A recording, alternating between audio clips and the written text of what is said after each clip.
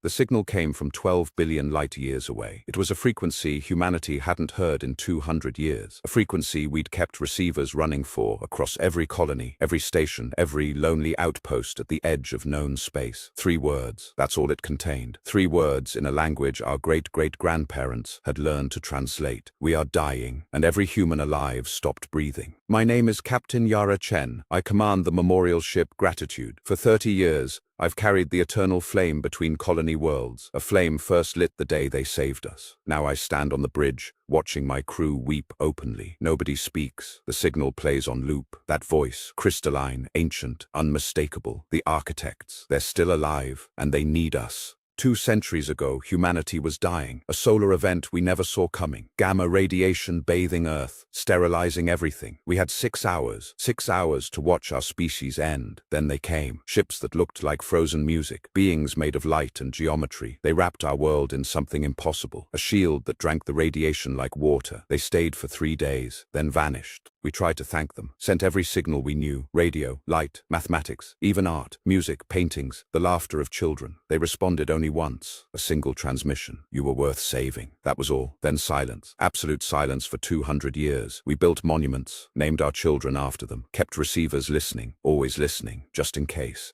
The United Human Council convened within the hour. Every colony governor, every fleet admiral, every elected voice humanity possessed. I watched the feed from my bridge. 7 billion humans across 1,000 worlds, all asking the same question. What do we owe beings who asked for nothing? The answer came faster than anyone expected. Everything. We owe them everything. The coordinates embedded in the signal pointed to a star system in the Andromeda approach. 12 billion light-years. With our fastest drives, that's an 18-month journey. 18 months for a species that might not have 18 days. The council didn't debate long. We leave tomorrow, the Chancellor announced. We leave with everything we have. I felt something stir in my chest, something like purpose. By dawn, shipyards across 60 worlds ignited simultaneously. Vessels that hadn't flown in decades roared back to life. Medical frigates, science cruisers, generation ships that carried the elderly and their grandchildren together. Colony vessels volunteered their entire populations. We'll go, they said. We'll help however we can. Nobody ordered them. Nobody had to. This wasn't duty. This was something older. I received my orders at noon. The Gratitude would carry the eternal flame itself, the original flame preserved since the day of salvation. They should see it, the Chancellor told me personally. They should know we never forgot. My hands trembled as I accepted the mission. 30 years carrying memory between stars. Now I would carry it home, to the ones who gave us a future. 17,000 ships launched within the week, the largest fleet in human history. Not warships, we brought none. Healing ships, research vessels, agricultural arcs carrying seeds from every world we'd ever touched. Musicians came, poets, engineers who'd spent lifetimes studying architect technology, hoping to understand. Children came too, born on ships, raised on stories of crystalline saviors. They wanted to see angels. The journey through fold space was quiet at first. Crews settled into routines. Doctors reviewed ancient architect biology files, fragmentary and incomplete. Engineers studied the shield technology, still not fully understood after 2 centuries. Everyone prepared for something, but nobody knew what awaited us. The architects had never shown us their home, never revealed how they lived or how they might die. 3 weeks into the voyage, Dr. Ellis approached me with a theory.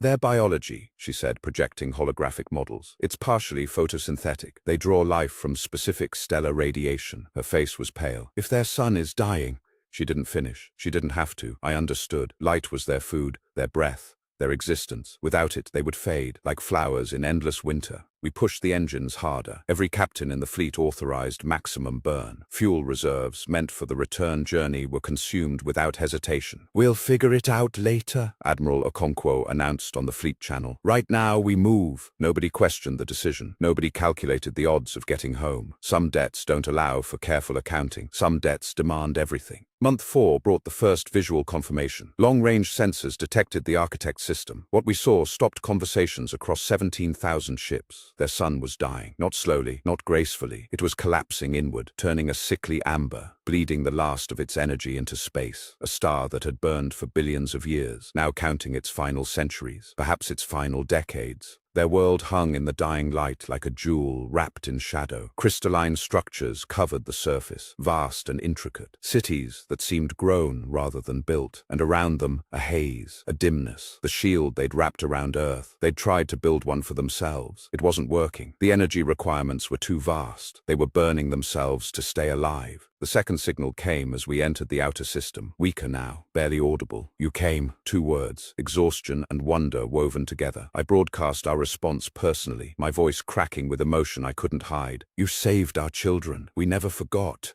We never could. Silence followed. Then, soft as starlight, a sound none of us expected. They were singing. Their song had no words, just frequencies of light translated into sound by our systems. It was grief. It was gratitude. It was a goodbye they'd been preparing to sing alone. Dr. Ellis wiped her eyes. They called us, she whispered. Not because they thought we'd come, because they wanted someone to remember them. My jaw tightened. That wasn't going to happen, not while we drew breath. The Fleet Council convened as we achieved orbit. 17,000 captains connected across the void. The problem was simple and impossible. Their sun was dying. They needed stellar radiation to survive. We had ships, technology, determination, but we couldn't reignite a star. Think, Admiral Okonkwo urged. We didn't come this far to watch. The silence stretched. Then a young voice spoke up. Her name was Kira, 16 years old, born on a generation ship, raised on architects' stories. We can't fix their sun, she said simply, but we have thousands of ships, and ships have reactors. The council fell silent. Fusion cores, she continued, outputting radiation constantly. If we positioned them in orbit, arranged them carefully.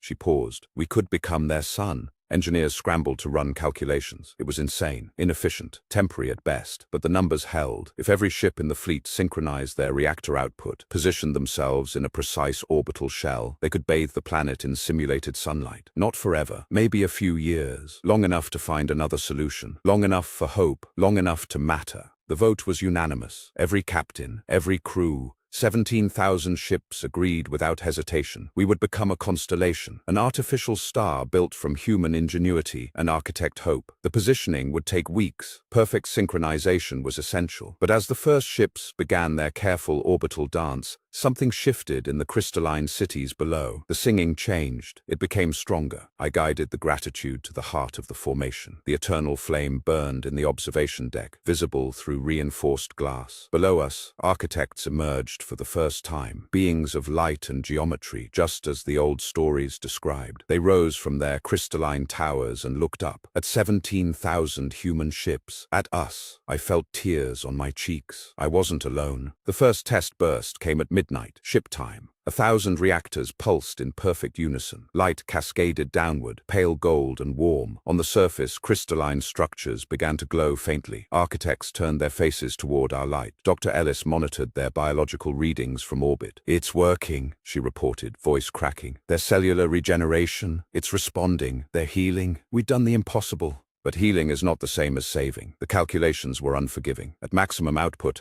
our fleet could sustain them for 18 months, maybe 24 with rationing. After that, our reactors would fail. We'd have given everything, and it still wouldn't be enough. There has to be another way, Kira insisted in the planning sessions. A permanent solution. Nobody argued. Nobody stopped looking either. The architects requested communication, formal contact for the first time in 200 years. I was selected to receive their representative. My heart hammered as the shuttle descended. The crystalline city was impossibly beautiful up close. Structures that refracted light into rainbows, paths that sang underfoot, and waiting at the central spire, a being that radiated something like gentle sorrow, like ancient love. Their voice entered my mind directly. Not words exactly, more like understanding blooming fully formed. You did not have to come, they communicated. We expected to fade alone. I stood before them, a small human in a worn uniform, representing a species they'd saved without obligation. You made that impossible, I replied. The moment you wrapped our world in light, you made us family. Something shifted in their form, recognition. They showed me their history then, images flooding my consciousness. The architects had traveled between galaxies for millions of years. They'd encountered countless species. Most feared them. Some worshipped them. A few attacked without understanding. But humanity had done something unique. We'd simply said thank you, and meant it. In all their eons, that had never happened before.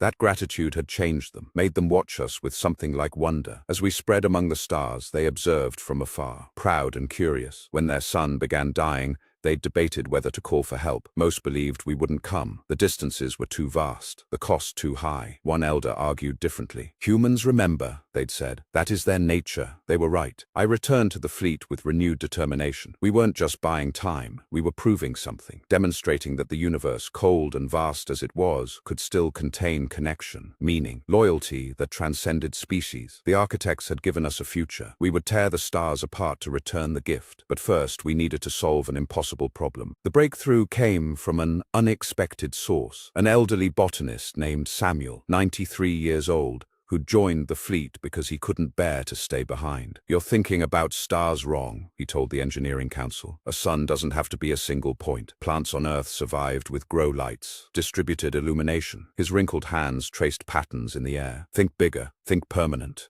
The concept was elegant and audacious. Instead of reactors in orbit, we would deploy a permanent network, thousands of fusion stations, positioned throughout the system, each one a small sun, self-maintaining, self-fueling, drawing hydrogen from nearby gas giants, an artificial constellation that would burn for millennia. It would take years to build, resources from every human colony, but it could work. When we presented the plan to the architects, their response overwhelmed me. Not just gratitude, something deeper, disbelief mixed with hope they'd abandoned centuries ago. "You would reshape our sky," they communicated. "Remake our heavens." I nodded slowly. "You gave us tomorrow. We're just returning the favor." Their light pulsed in patterns I couldn't interpret. Later, Dr. Ellis told me they'd been laughing, joyfully. Word spread back to human space. The council authorized everything immediately. Colony Worlds began manufacturing fusion stations at unprecedented scale. Ships launched monthly, carrying components across the impossible distance. Volunteers flooded recruitment centers. Engineers, scientists, ordinary people wanting to help. For the first time in generations,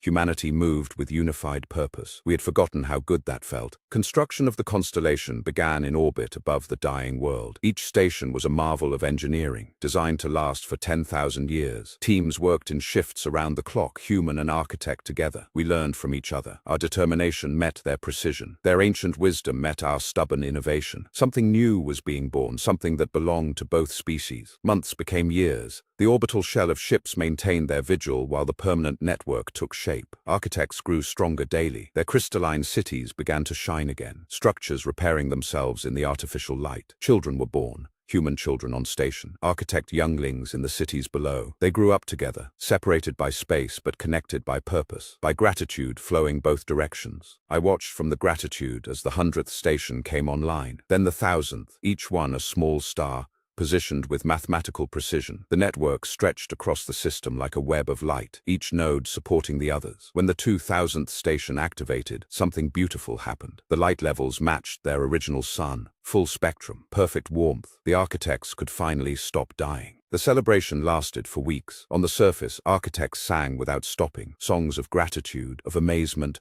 of futures they'd stopped believing in. In orbit, human crews gathered on observation decks, watching the light they'd made together. There were tears, so many tears. And beneath those tears, something quieter. Pride, not arrogance, earned pride. The knowledge that we'd done something that mattered. But we weren't finished. The network was operational but not complete. Engineers estimated another 3 years to full deployment. Thousands more stations, redundant systems, fail-safes that would keep the constellation burning long after we were gone. Nobody suggested stopping. Nobody calculated remaining costs. The mission had become something more than rescue. It had become a monument to what two species could build together. During the final construction phase, the architects revealed a secret. Deep within their world, they maintained archives stretching back billions of years. Knowledge from countless civilizations, technologies lost to time, cures for diseases humanity hadn't solved, solutions to problems we didn't know we had. They offered it all, not payment. They insisted on that. A gift freely given, gratitude answering gratitude.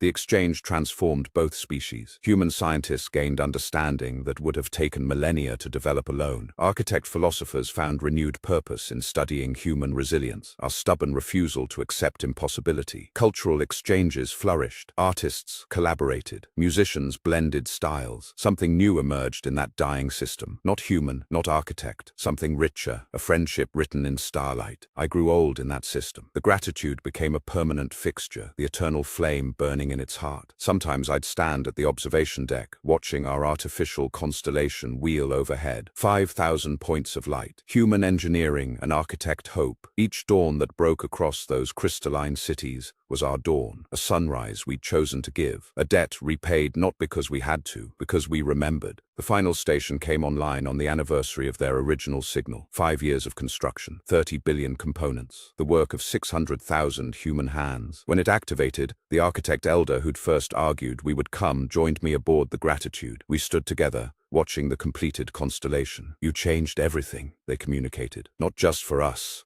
for the universe." I didn't understand then. They explained with images again. Throughout the cosmos, others were watching. Species too distant for communication. Civilizations who'd monitored the fading architect's signal with sorrow. They'd watched humanity arrive, watched us sacrifice, watched us build stars, and they'd learned something, that the universe didn't have to be cold. That connection across the void was possible. We hadn't just saved one species, we'd offered hope to all of them. New signals began reaching human space, tentative, curious, species who'd hidden for millennia, afraid of the darkness, suddenly wondering if friendship was possible. We responded to each one, carefully, openly. The architects guided us through first contact protocols they'd developed over eons. Within a century, humanity wasn't just a species that remembered. We were a species that connected, that built bridges across impossible distances.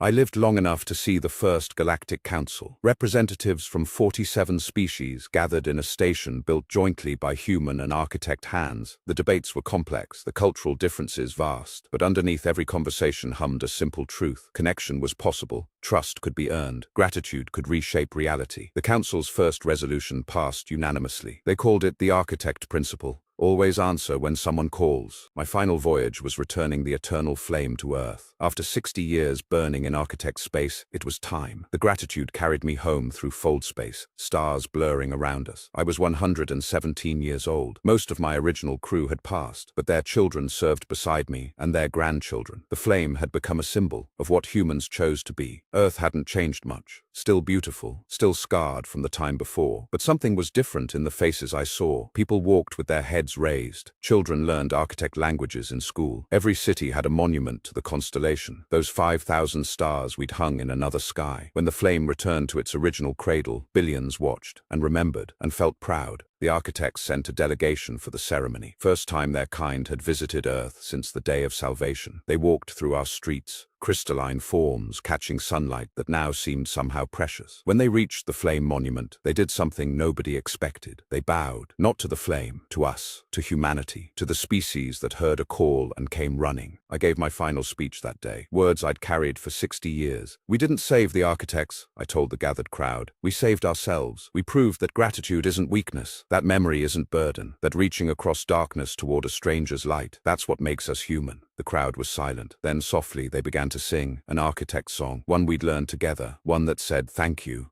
I died the following year, peacefully, surrounded by family, both human and not. My final sight was a window showing stars, natural ones this time. But I knew that somewhere, 12 billion light years away, 5,000 artificial suns still burned, still kept vigil, still remembered. And I knew that long after I was forgotten, that light would continue. Humanity's answer to an ancient kindness, gratitude made eternal. They still tell the story. 1,000 years later, 10,000 years later, the story endures. Once, beings of light saved humanity and asked for nothing. And when darkness came for them, humanity came instead. We built them stars. We became their sun. Not because we had to, because that's who we chose to be. In all the vast and silent cosmos, that choice echoes still. Proof that in the right hearts, kindness never dies. It only multiplies. And the stars remember.